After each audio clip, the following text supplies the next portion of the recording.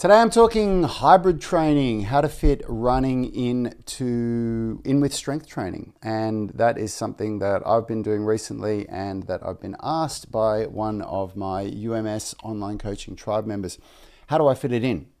So I'm going to talk to you about it. I actually only even found out about this concept of hybrid training recently. I saw it on YouTube. I never knew that was a thing, that people consider themselves hybrid athletes. I just thought it was training and doing your thing. But apparently, if you're somebody that does strength training and does running or other cardio exercise like that, then you're a hybrid athlete.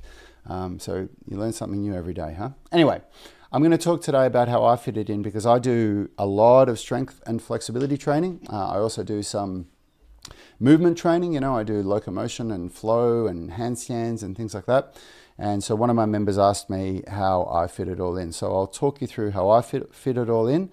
Then I'll talk you through how it's probably unlikely that you're going to be able to do it like I do because I'm a fitness professional and so I dedicate more time to my training than most people do. I'll talk to you about how I think you can fit it in, and I'll talk to you about what I think is the most important things for you to be focusing on as you're, moving through your 40s, 50s, and 60s with your training. So buckle up if this is something that you're interested in. I'm going to share my thoughts on what works for me as somebody who's on the verge of turning 47 and how I stay in great shape, stay strong, fit, and flexible. And if you haven't done so yet, if you're watching on YouTube, please take a moment to subscribe to my channel. It goes a long way. Really helps me get this content out there, teaches the algorithm that this is something valuable. So if you like what I do, it's a very small thing you can do. Just take one moment, hit that subscribe button, please. Okay, so hybrid training. I guess hybrid training, what I'm seeing on YouTube, what people talk about it's when people do strength training and weightlifting, but they also do a lot of running. And it's something, I only just started running again this year because when I got out of the army, I was in the army from age 30 to 34, and I just realized, I'm wondering why everything looks a bit blurry, and it's because I don't have my old man glasses on, so there you go. And I did so much running when I was in the army. They made us run, and you're just running all the time, you're pack marching all the time, so you're running with lots of weight on you, and when I got out of the army, the last thing that I ever wanted to do was run. Yanni, my brother, my business partner, makes a lot of fun of me at times when there was a period of time after the army where I wouldn't walk anywhere because I still exercised a lot, and it would be like a 10-minute walk that we were going, and I'd say, no way, I'm getting a bus or I'm getting an Uber because I'd done so much of it when I was in the army and I just wanted to get away from it.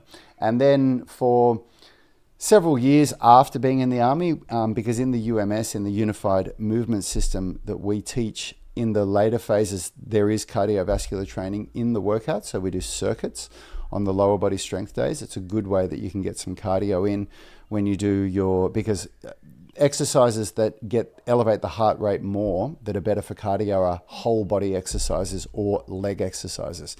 So doing things like squats or doing things like burpees or box jumps or plyometric lunges or alternating lunges or split squats, they're going to elevate the heart rate way more than chest pressing or shoulder pressing or pull-ups or bicep curls or anything like that. So it's a good way that you can get some cardio in if you really are limited to just being able to do 40 or 60 minutes in the gym. That when you do your leg workouts, if you do your squats or your deadlifts first as your primary exercises, and I wouldn't recommend doing those with a cardiovascular element to it if you want to develop maximum strength.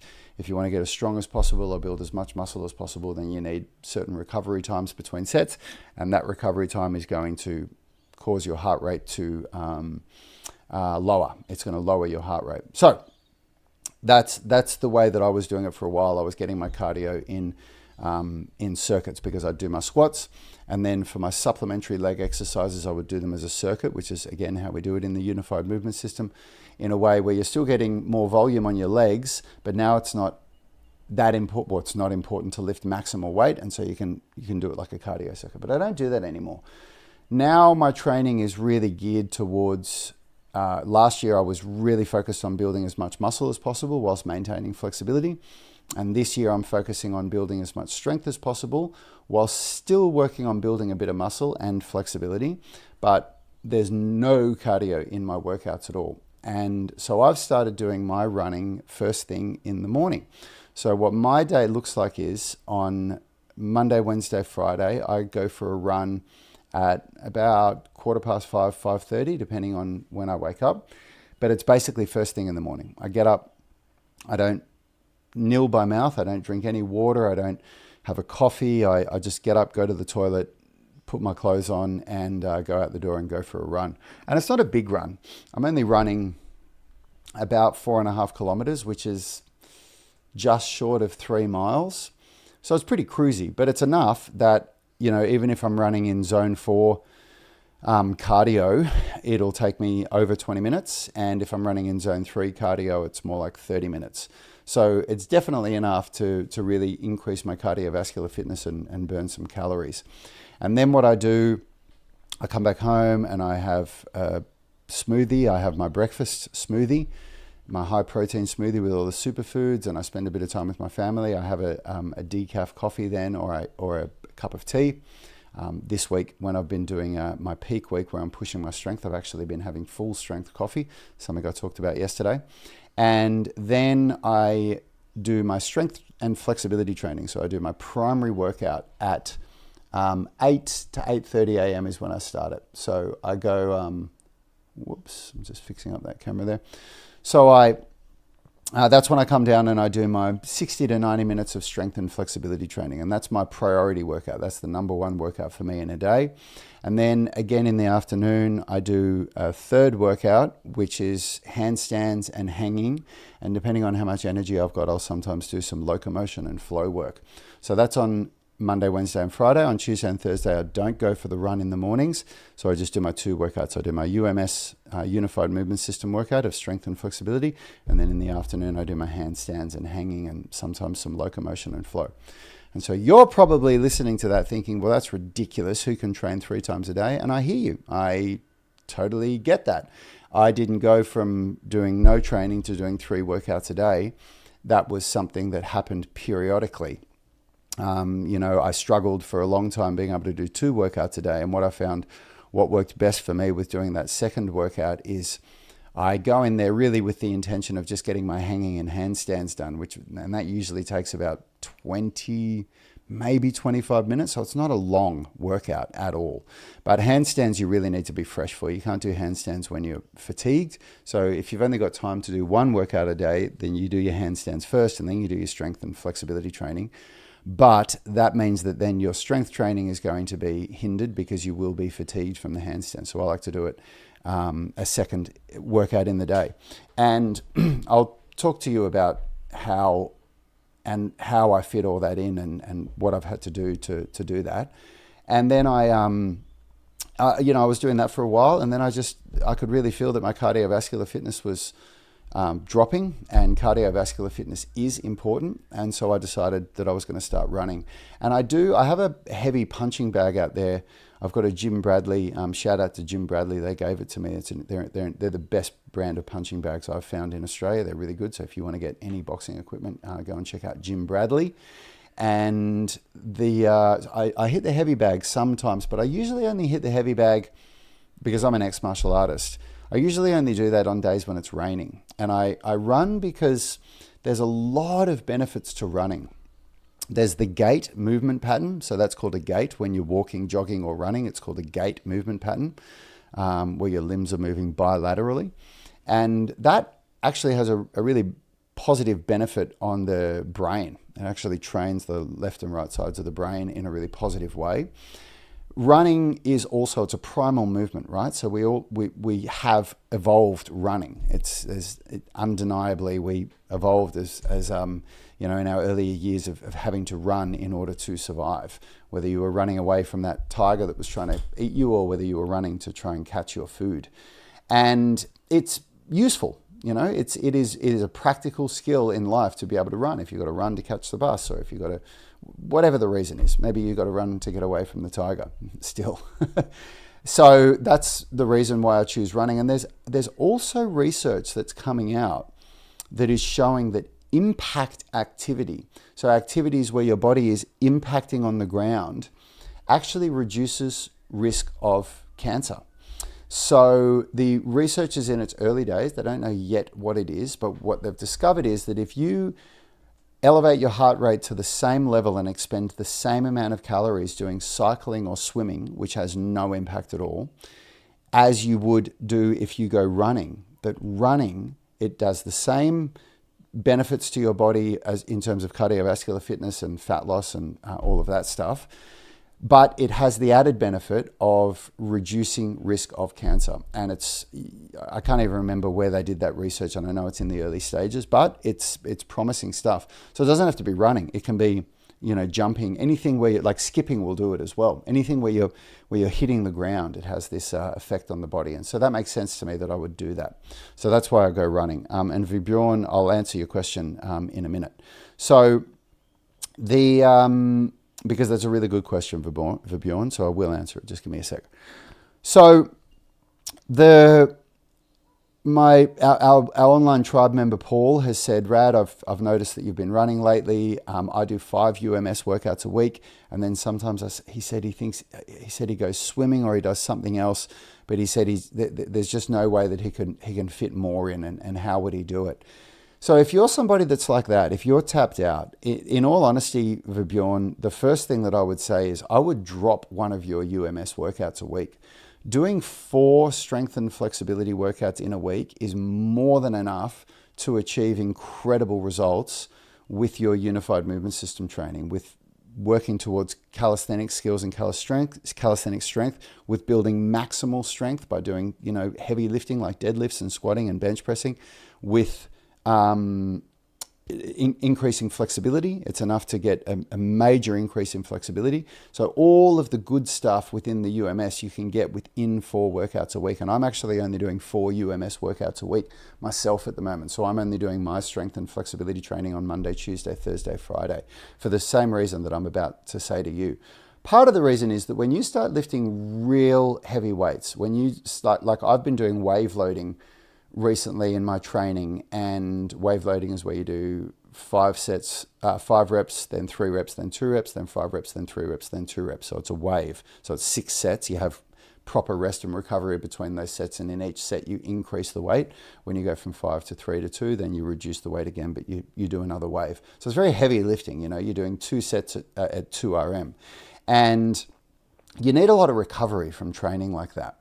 So when you get further into your training, you really have to be very specific about what your goals are. And because I'm really working on maximal strength at the moment, I'm working towards being able to do a half body weight pull-up, so a 45 kilogram body weight pull-up and a 45 kilogram body weight dip. And I'm getting very close to that. I think I'll achieve that probably in the next 2 mesocycles. I'd say within the next 6 to 12 weeks, I'll achieve that. And then I will consolidate some of that strength by doing sets of 8 reps, but heavy sets, maybe with whatever I can lift, maybe 15, 20 kilograms attached for pull-ups or dips.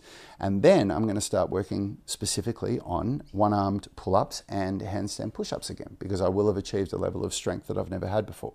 So because that's my goal, it's very important for me to have enough recovery between those strength training sets. And so training 5 days a week is not optimal for that goal. It's better to do my bent arm strength on Monday and then again on Thursday, so a 72-hour rest period there. Then my lower body strength, so deadlifts on Tuesday, squats on Friday. And then Wednesday I have as a full rest day from strength and flexibility training. So on Wednesday, actually I do flexibility training still, but on Wednesday I only run and do my handstands and hanging and a bit of flexibility work. So that's the first answer that I'd give you, Paul. I would say drop one of your UMS workouts, go down to 4 days a week. Of course, if that's what you want to do, you tell me and I'm going to change your program for you so that you've got a program that's suiting what you want to do. And then you would go running in the middle of the week. So you'd do your strength training Monday, Tuesday, Thursday, Friday, or your strength and flexibility training, and then Wednesday would be a run day. And that would be infinitely better than not running at all. People might be sitting thinking, oh, but I'm only running 1 day a week. Well, running 1 day a week is going to make a significant impact to your cardiovascular fitness and to your fat loss, if that's a goal for you, than not running at all. And I know this is a topic for a different time, but make no mistake, if you do want to lose fat, strength training is more important than cardiovascular fitness, I would say. Because if you're trying to lose fat via reducing calories and cardiovascular fitness only, you will lose muscle and fat at the same rate. You won't just lose fat. So if you lose 20 pounds on the scales, you will have most likely lost 10 pounds of muscle mass and 10 pounds of fat, and that is catastrophic, which is why people always rebound and put all the fat back on, and it goes in this vicious cycle. So cardiovascular fitness is the best way to burn calories, and it is the best way to burn fat, but it will come at the expense of losing muscle mass as well, unless you're doing strength training. So that's just a little side note for you. So yeah, that's the first thing that I would do, Paul. That's the first thing that I would look at. And then if you want to take it a step further and you want to know, how do I do 2 or 3 workouts a day? Why do I do it?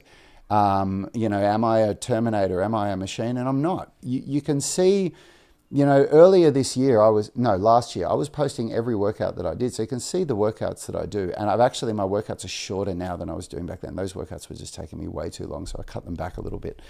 And it's not that I'm a machine. I don't kill myself in my workouts. I don't, like when I go running, I don't kill myself. I'm not going to be winning any marathons, and I'm not going to be winning any running races, but it's really good fitness training for me, and I'm running at a pace that's suitable for me. When I do my strength training, I'm really going for it, but it is safe strength training. And if you look on my content, you can see plenty of me doing my sets and my reps. I never fail a rep. I never lift an amount of weight that's so heavy that I stuff up and I fail it.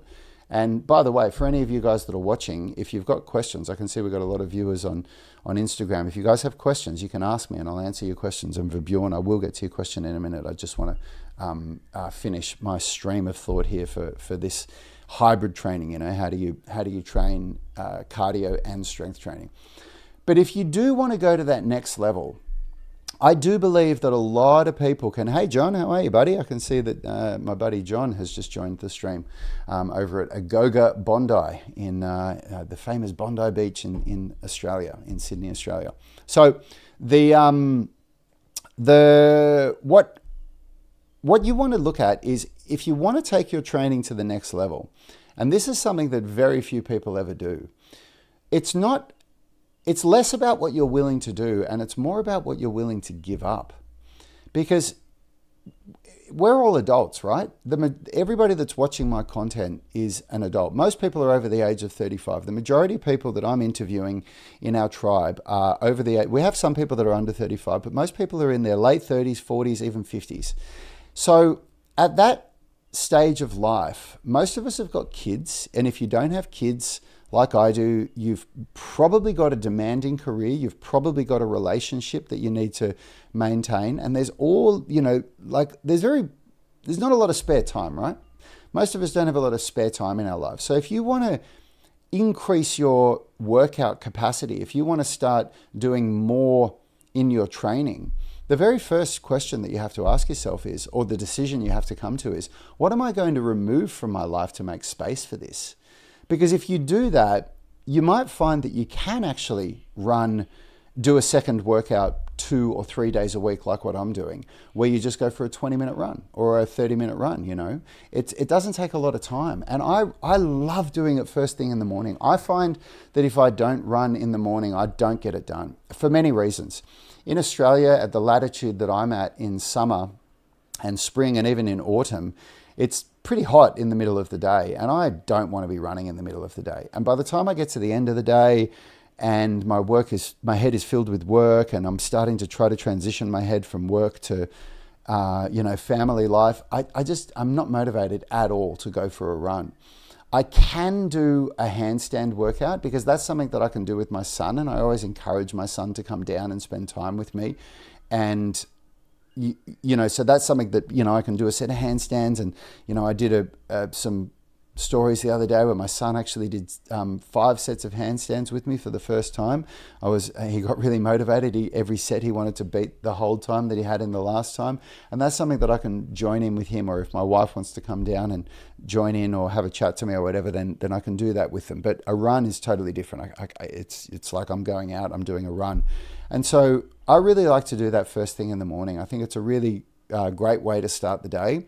And if that means for you you might be thinking, well, I'm not going to get up at 5:30. I'm not going to get up at 5. It's too early. It's this. This comes back into this idea of, where are your goals and where are your actions? Because if your actions aren't matching your goals, then you're not going to achieve them.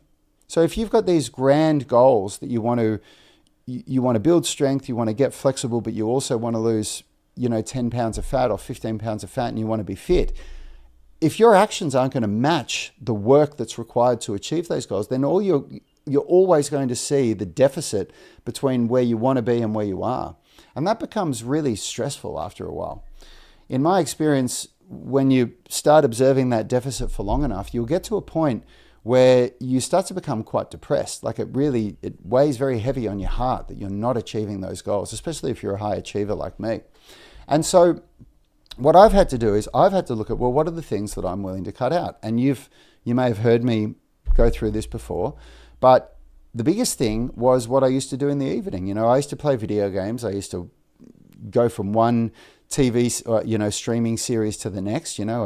Once I finished the latest series of Game of Thrones, I'd immediately be looking for the next series that I'm going to do. So I'm looking for ways to fill that time at night when I could be resting and recovering and preparing for the next day. And so I've changed all of that. I don't watch television at nighttime anymore. And if we do, it's very, very rare on a weeknight, and we make sure the TV is always off by 8 p.m. so that we can wind down and be in bed by 9, so that I'm asleep at the latest by 9:30, so that when I get up at 5:30, I'm ready to go for the day. It gives me 8 hours sleep. Pete Benz just asked me a question. Hi, Rad, been enjoying your reels lately, especially the comedy accident reels. Thank you. I appreciate that because I love making those reels, and I spend an absurd amount of my time laughing at stupid shit on the internet. And so I thought, you know what, stuff this. I'm going to bring some of the things that I enjoy into the content that I do. So, something that I think I've almost never met somebody that has room to clean up their evening routine. And when I tell this to people that this is what I do, the average person just looks at me like I'm an alien. Like it just seems so foreign that you wouldn't, sit down at the end of the evening and watch a couple of hours of Netflix and stay up until 10 or 10:30 or whatever it is. But this is how I plan my life. This is what I do. Hey, Paul, how are you, brother? This is for you, mate. Okay. I'll get to your question in just a second. But listen to what I'm saying, because I'm going to answer Bjorn's question first. But Paul, listen to what I'm saying right now, because ask yourself if you've got room to do this, okay? And if you don't, then we'll talk about your potential for doing it on Sunday. We'll talk about that in a sec. Most people have a lot of room to be able to get rid of things in the evening to make space for things in the morning, from what I've seen. They don't want to, though. This is the hard choice, but this is how I make these choices. One of the books that changed my life, a lot of people ask me what are the best books that I've read, is The 7 Habits of Highly Effective People. If you haven't read that book, I highly recommend that you read it. It's an incredible book. And one of the 7 habits of highly effective people is to start with the end in mind. Whatever you start, think of the end game. Why are you doing this, and what is the desired outcome of these actions, of this project, of this goal, of this strategy? And then when you start with the end in mind, this becomes much clearer, because when I think of, if I say to myself, I'm going to look for the next TV series that I want to watch. And man, I've got a list as long as my arm of the TV series that I want to watch. And we recently just binged Yellowstone because I found that series so incredibly captivating. I haven't seen a series like that probably since almost Game of Thrones for me, that I just really wanted to watch it. And I convinced my wife to watch it because she's a musician and she loves country music, and I thought that she'd get a lot out of it, and she loved it. But we got to the point through the 3rd season where we were like, man, what the fuck are we doing with our lives?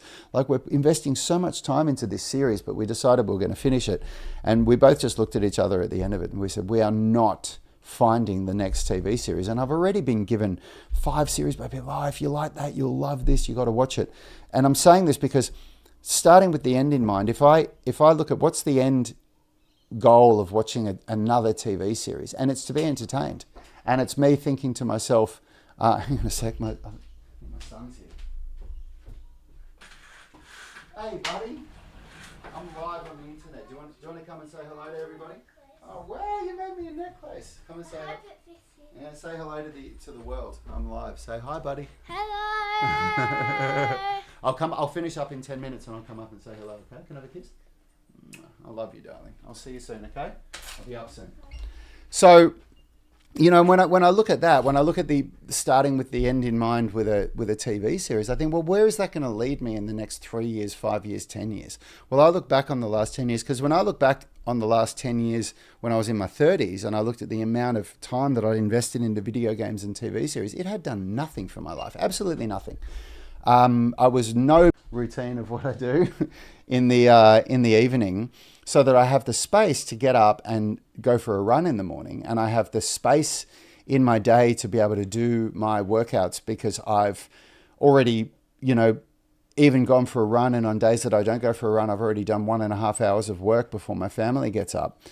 Where does that lead me in 10 years? And that is exponential growth. Like the growth that delivers in my life is game changing. It's like, if you look at the different lives that will be led by me, who decides to stay up until 10:30 at night after my son goes to sleep to watch TV, but sleeps in until 7 a.m. and never goes running. Thanks for the tip. I know what you're doing now. Thanks, buddy. Or the me that does the other path. You know, do you see what I'm saying? It's this start with the end in mind. So ask yourself, hang on, Corbin, you've just said, what's my opinion? If you can tell me what you mean. I don't know what you mean by what my opinion is. When I start with the end in mind on that other trajectory, it's just so clear of what I want. Buddy, you've got to let me do this now, okay? You've got to give me some time. I'll be up soon. So so ask yourself, what can you remove from your life to be able to facilitate having more time to do the things that you want, that are going to get you to where you want to go? All right, Vibjorn, you've asked me, in terms of injury prevention and functionality, is it better to do calisthenics exercises or traditional bodybuilding exercises? I wouldn't say either.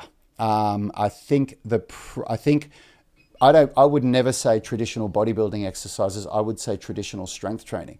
And in terms of injury prevention, the short answer is traditional strength training, 100% to prevent injury. Calisthenics has a much higher risk of injury because you cannot manipulate intensity as well as you can with traditional strength training. Because when you're doing pull-ups or when you're doing dips or any of the calisthenics movement, you've only got your body weight. But when you're doing weightlifting, traditional strength training, you can choose the exact amount of weight you want to lift. So much safer for preventing injury. But after you've gone through your initial adaptation phase, which we usually say in the UMS for the average person, it's those first 12 phases, like what we spoke about recently. The 12 phases of the unified movement system, the traditional strength training that you will do there, where you go through the first 3 phases of structural balance training, and then you move into the overload techniques where you're doing maximal strength and maximal muscle building phases, where you undulate between both of them, and all the time doing flexibility as well. So we're training structural balance between strength and flexibility. When you get to the end of that, your body will be stronger and more robust than it's ever been before. And then from that point, I like to do hybrid workouts, which is what I do, where I do calisthenics movements for my primary exercises. So the big compound movements where I need the most strengths. And then for my supplementary exercises, I do weightlifting, strength training, because that's where I can do, things like rotator cuff work and scapular stabilizer work.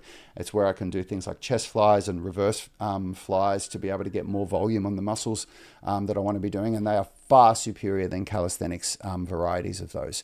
And anybody that's telling you different is a calisthenics beast who has been doing it for 5 or 10 years and has a level of strength that the rest of us do not yet have, because those calisthenics supplementary exercises are not the best option for anybody that's trying to prevent injury. So Paul, you're saying, and I'm going to get to your question, Corbin, in just a second. I'm not ignoring you, Corbin. I'm not ignoring you, but I've got you on TikTok, I've got Instagram, and I've got people on YouTube that are asking, and the people that are on YouTube ask questions before you. So Paul, you're saying they're all crucial for you. You need to work on your strength, especially. Yes, they are. But Paul, honest to God, consider this, that I promise you, you will still achieve 90% of all the results that you want with your strength training in the UMS, potentially even more by doing 4 days a week. You can still do that. So we can take this conversation offline, and I can talk to you in the coaching app and talk to you about this, because the only thing I don't like about your plan is that you don't have one rest day a week. And I think it is vital to have 1 day a week where you do not do any strength or flexibility or heavy cardio training. If you want to go for a light run on Sunday, then by all means go for it.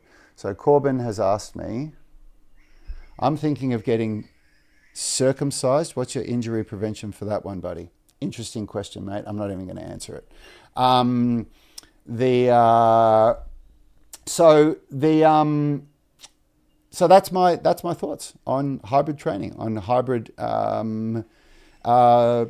strength training with cardiovascular training. I hope you guys got something out of it. It's something that, I've only just started doing recently, but I'm already really feeling the beneficial effects from it. I've gotten a lot fitter in the last couple of weeks from doing my running, and I'm starting to really enjoy it. Actually start to really look forward to my runs in the morning. And it isn't, for me, it's not coming at the cost of my strength development and of my flexibility development. So there you go. Hope you guys got something out of this. If you are watching on YouTube, please take a moment to subscribe to my channel. It would mean the world to me. It is just one moment of your time to hit that subscribe button really helps the algorithm to get our content out there. And it's one thing that you can do that would really help me. I put a lot of this content out there for free for you guys to help you, and that's one little thing that you could do to help me. Pete Ben is saying, I do your full body mobility routine and also lift weights, but I always feel as if I'm making 2 steps forward, 1 step back due to my neck stenosis bone spurs. I think I'll join your app soon. Listen, brother, I should say this. The app is the delivery mechanism of what I do. You're not joining an app. You will be joining online coaching where you'll be working with me directly. And everybody that I interview, if you guys watch my content, you're probably seeing that I'm putting out these interviews with some of our members lately. It's something that I've never done, and it's something that I really should have done to share, true stories of people that have changed their lives with the Unified Movement System. Every one of them has a similar story. They all started by watching YouTube content, trying to piece together how to do a workout plan, getting to a point where they realized they were going 2 steps forward, 1 step back. It just wasn't fitting together for them. And then deciding that they were going to jump in and join the Unified Movement System and join our online coaching. And every one of them says they wish they did it earlier. And all of our 320 plus 5-star Google reviews validate that. They all get incredible results from it. And you'll save so much time because you won't be guessing. You won't be going 2 steps forward, 1 step back anymore with your training. You won't have to scour YouTube and scour the internet to try to find the things that you're going to do. You won't have to spend, have that mental load of trying to figure out how to put it all together. So you save so much. You get so much back in your time. And I'll give you guys a little bit of a heads up. The price that we're charging right now is not going to be available for long.